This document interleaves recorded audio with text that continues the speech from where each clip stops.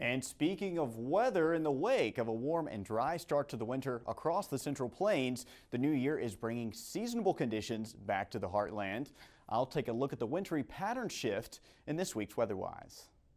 After a mild and dry start to the winter season, conditions have begun shifting across the Central Plains, starting with the wettest Christmas Eve on record for St. Joseph, part of a multi-day rainfall event that improved drought conditions across all of northwest Missouri. The new year is now bringing more weather changes, as chances for significant accumulating snow return to the forecast as early as Monday, with a winter storm expected to develop east of the Rockies.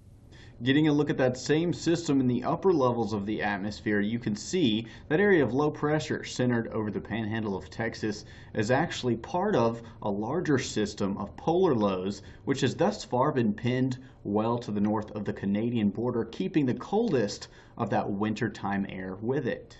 Heading into the middle and latter half of next week, this looks to be changing for many of us across the United States. Turning your attention over to the Pacific Ocean, you can see across the northern Pacific, ridging is going to be taking place all the way to the Gulf of Alaska.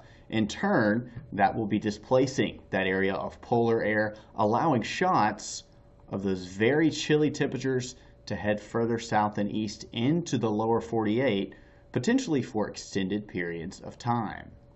This trend is depicted pretty clearly in the 8 to 14 day outlook issued by the Climate Prediction Center. You can see below average temperature is going to be fairly likely from the Central Plains through the upper Midwest to the Canadian border as we head into that extended 8 to 14 day time frame.